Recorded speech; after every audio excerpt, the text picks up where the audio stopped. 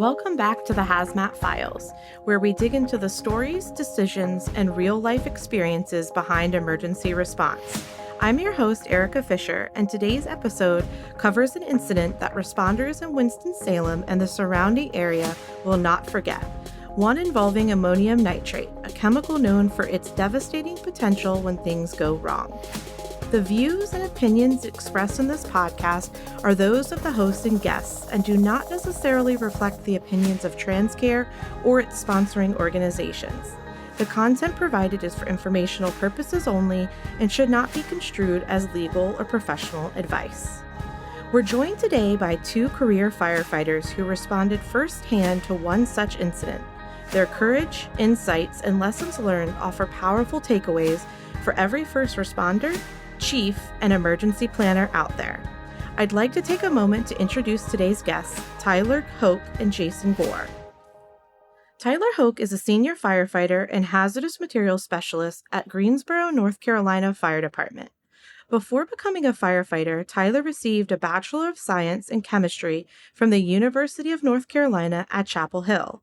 Working in a lab wasn't all it was cracked up to be for Tyler, and after volunteering at the White Cross Fire Department in rural Chapel Hill, he decided to pursue a career in firefighting. Tyler has been a firefighter with Greensboro Fire Department for over 9 years and has been a member of both the Greensboro Fire Department Hazmat Team and the North Carolina Regional Response Team for over 6 years. He has responded to incidents ranging from anhydrous ammonia releases to clandestine drug labs and a fire involving over 500 tons of ammonium nitrate. Jason Gore is a seasoned fire professional with over 29 years of experience in firefighting, hazmat response, and emergency management. A proud member of the Winston-Salem Fire Department, he served on the department's Special Operations Response Team in the 1990s, gaining specialized expertise in technical rescue and hazardous material incidents. Throughout his career, Jason has remained deeply involved in hazmat operations, training, and incident management, teaching numerous classes and mentoring firefighters at all levels. His dedication to public safety and extensive field experience have made him a respected leader in both fire suppression and hazardous material response. Before we jump into this incident discussion, it's important that we discuss the historical incidents that have involved ammonium nitrate. Tyler, could you provide an overview of historical events that included ammonium nitrate? The history of ammonium nitrate is pretty long, and there's a lot of tragedy associated with it. Back in April of 1947, there was a case in Texas City, Texas, where the SS Grand Camp, it was a ship, there was a fire in the cargo hold, and it involved about 2,300 tons of ammonium nitrate. When it exploded, it caused some secondary explosions as well, and ultimately the death toll of that was 581 people. Fast forward to 1995, and the unusual thing about a lot of these events is it all happened within the same week in April, just different years. So April 19th of 1995, you have the Oklahoma City bombing, where there was approximately 2 tons of ammonium nitrate, this time in the form of AMFO, so ammonium nitrate fuel oil, that was used in that bombing at the Murrah building in Oklahoma City. And the death toll for that was 168 people. Fast forward again to April 17th of 2013, and in West Texas, you have 30 tons of ammonium nitrate in a fertilizer plant, very similar to the situation that we encountered in Winston-Salem, and you had 15 people who ultimately perished. A good bit of those people were actually firefighters, so those were line-of-duty deaths. August 4th of 2020, in Beirut, Lebanon, there was almost 3,000 tons of ammonium nitrate that exploded, and that killed about 218 people. So going into this incident in 2022, our incident started January 31st of 2022, we knew that there was this tragic history associated with ammonium nitrate. So going into this incident, we knew that our guard had to be high. We had to use a lot of research to be able to figure out what's going on, and we had to really be sharp and on our toes when dealing with this. And Jason, since this incident occurred in your jurisdiction, and while it had a different outcome, could you still walk our listeners through the key highlights of what occurred in Winston-Salem, North Carolina on January 31st, 2022? Yes, absolutely. The night of January 31st, 2022, around supper time, units were dispatched to Cherry Street. A report of a smoke and possible flames in the area emitting from the loading dock. Shortly after dispatch, one of the responding battalion chiefs indicated that it was Weaver Fertilizer.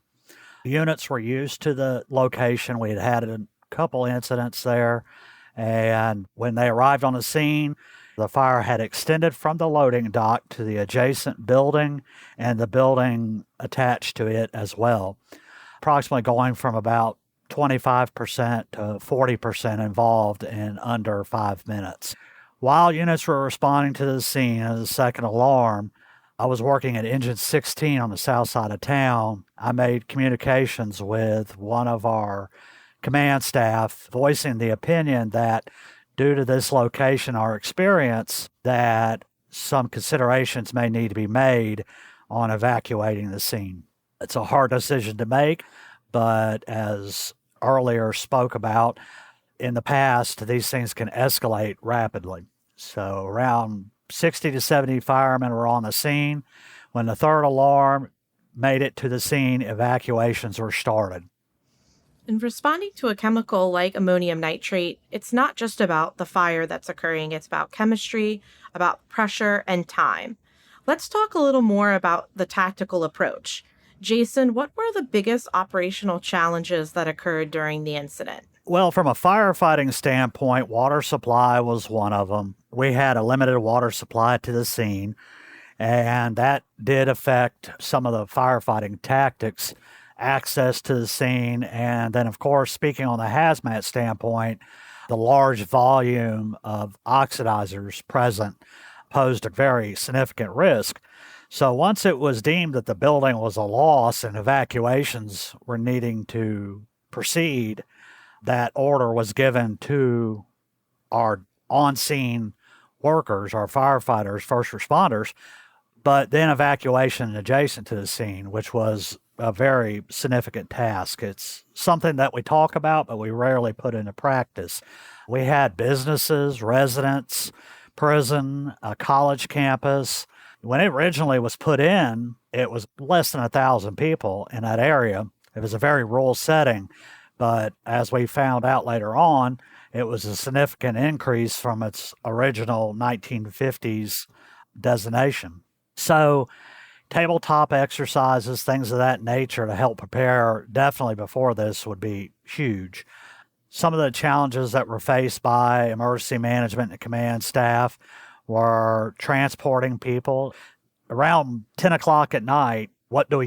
Do you go into the hot zone and get these people out after you told them to leave? Or do you get them to come out to you? And some of them can't drive. This was an area where we had an elderly community, so evacuations, how are we going to get those people out?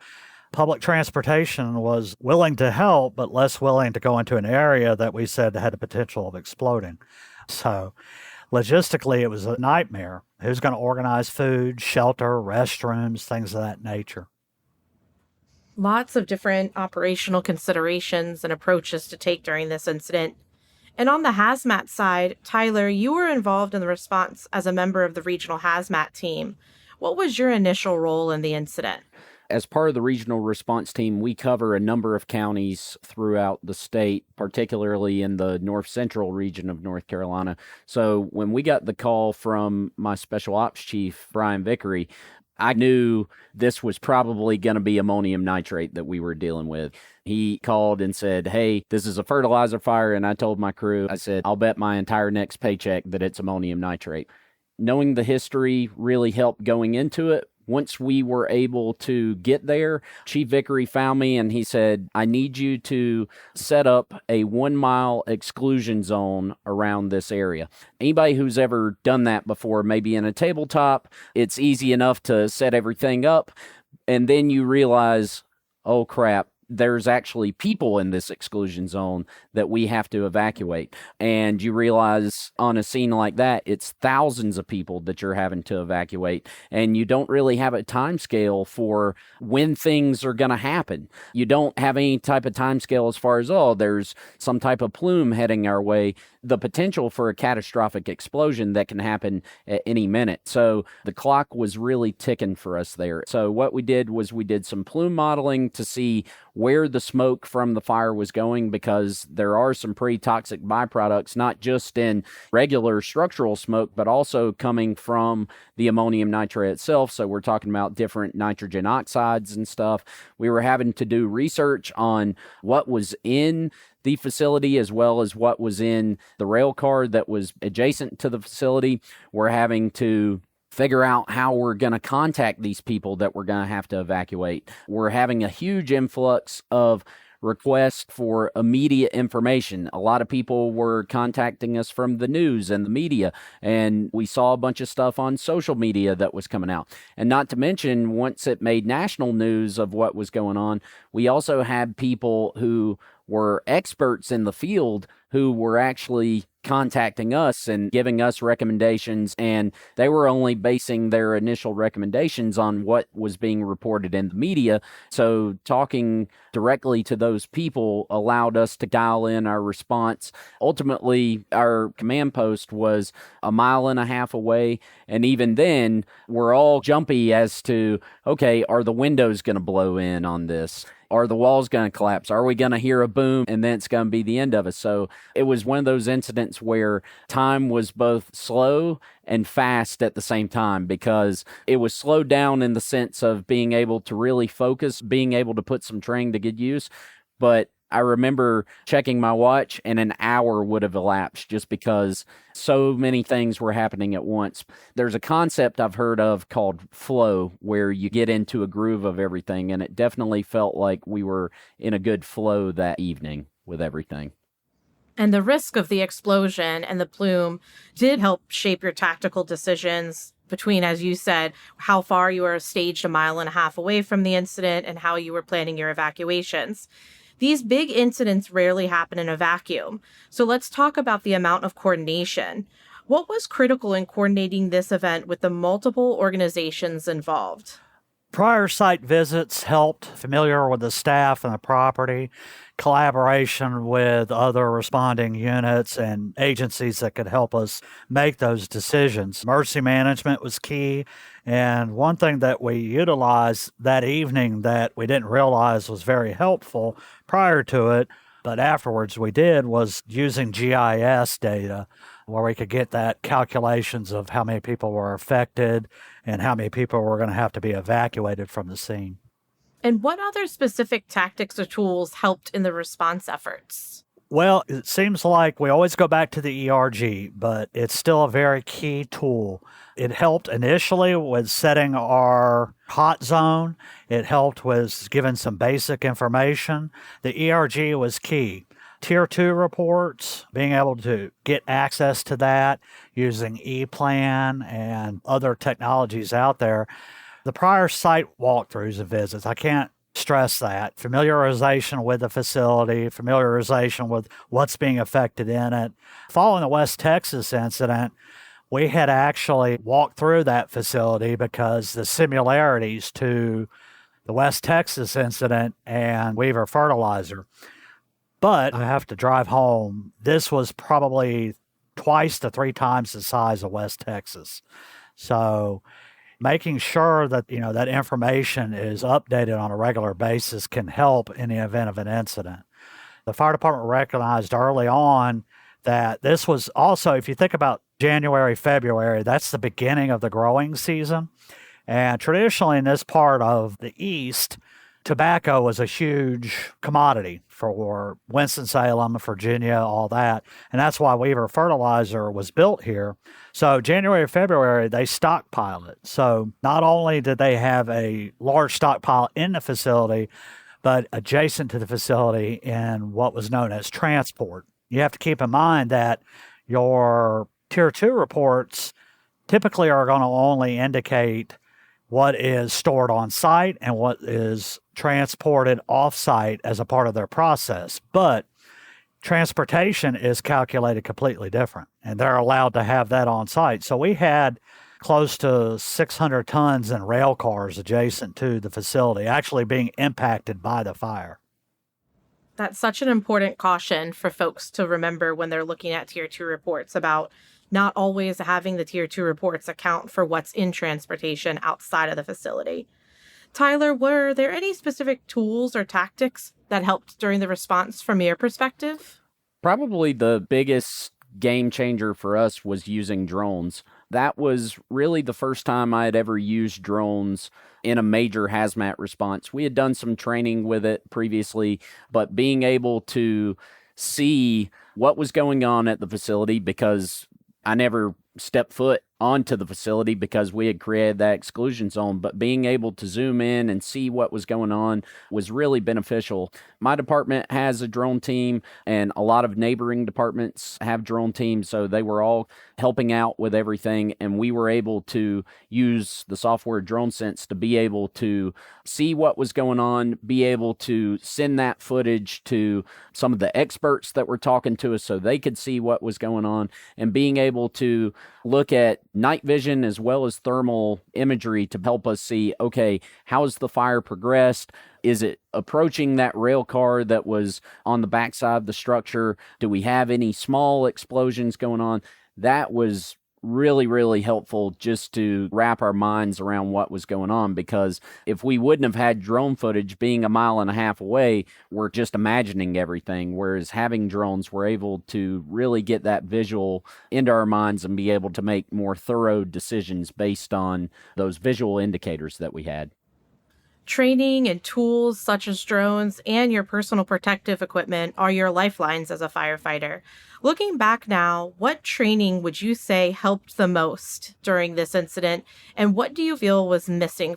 I'm big on knowing the history and the lessons learned behind a lot of the incidents that we respond to as a whole, as the fire service and the hazmat community as a whole. And really how I got into that was by going to the National Fire Academy. I also teach at the NFA, but when I was first a student there, one of my instructors, and he's now a close friend and a great mentor of mine, Doug Wolf, was really big into understanding the history, because essentially, if you don't learn the history behind stuff, you're doomed to repeat history. So he was big on teaching students about ammonium nitrate, about how it had this tragic history, being able to have a working knowledge of what was going on. It really helped, because if you look at ammonium nitrate, it's a solid. It's just a granular solid. And in the hazmat world, we know that solids are not nearly as volatile as gases or liquids. So you could look at ammonium nitrate. I mean, it's in tannerite. People use it all the time and stuff. But knowing that, hey, it does have this very sinister history to it, that really helped, definitely, and it really drove us. That was the motivation. Do not repeat history. Do not repeat history. So that was the motivation to take a really defensive approach to everything as opposed to going offensive as previous incidents had carried out. Lessons learned from past incidents are so critical, especially passing those down for each generation within the fire service.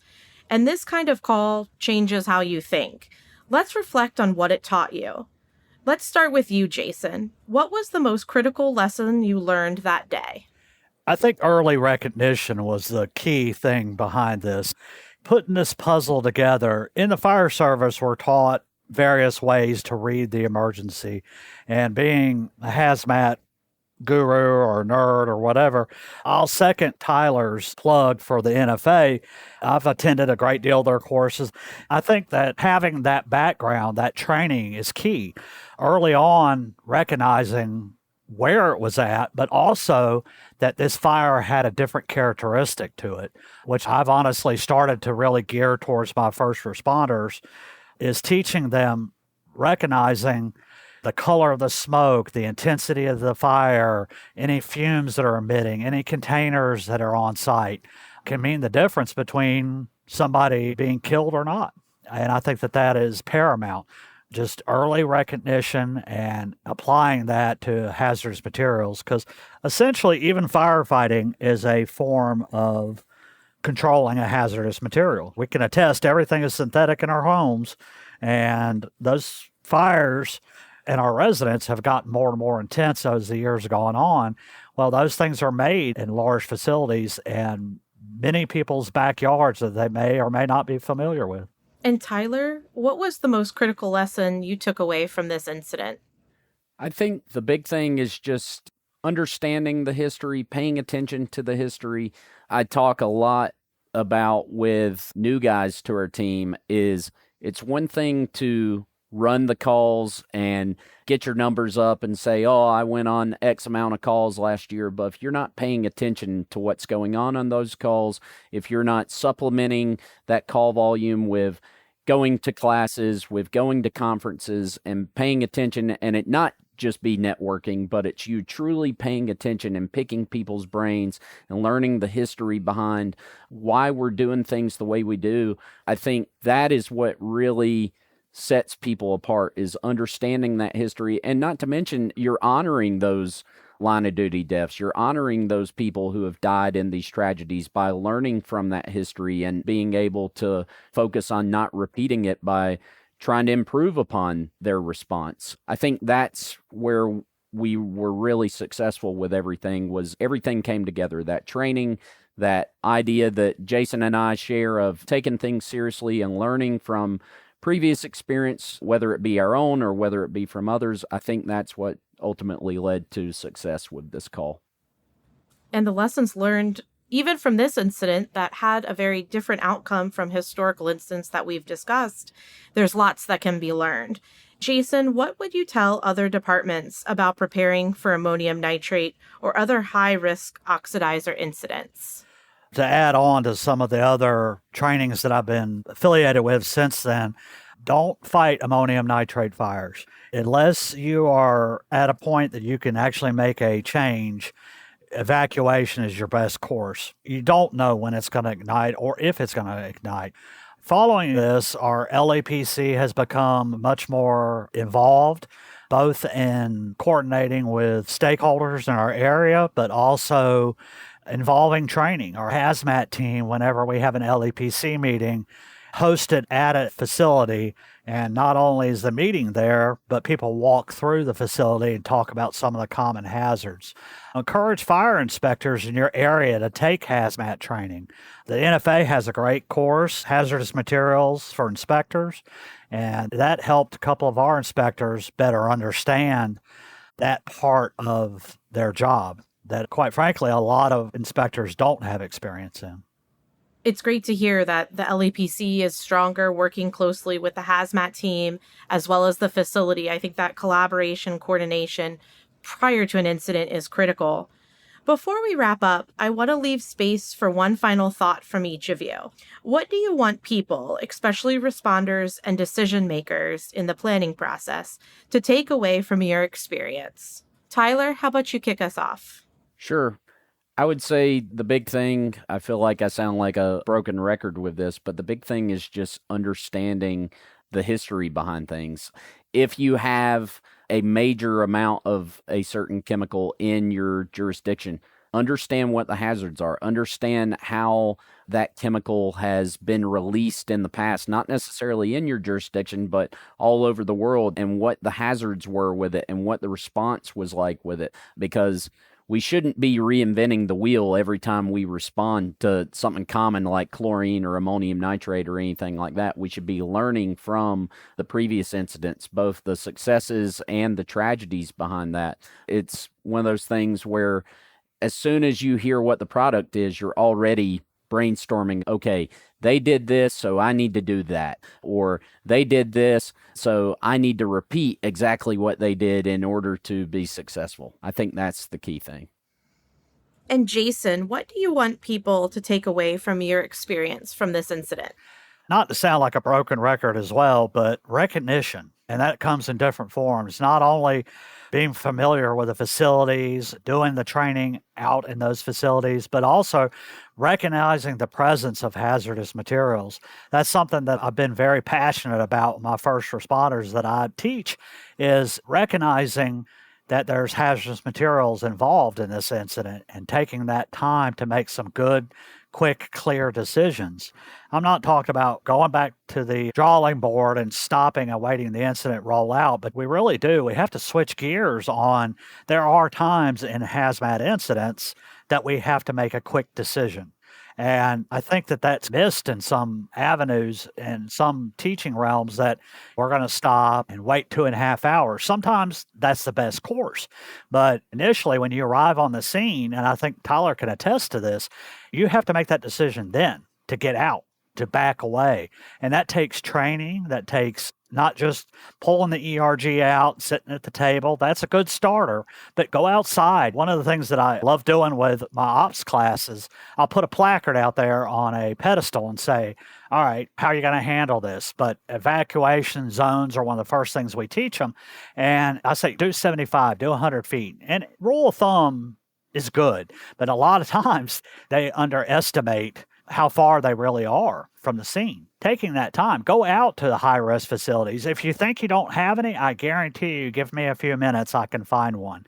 If you have a gas station, if you have a highway, you have something rolling through your jurisdiction. If you got a rail line, if you got a cell phone tower, these things all pose a risk to our first responders and a community at large. So take some of these tools and put them into application so that it's not such a grinding wheel during an incident to pull out the ERG. It's more fluid. Those are great takeaways to leave with our listeners.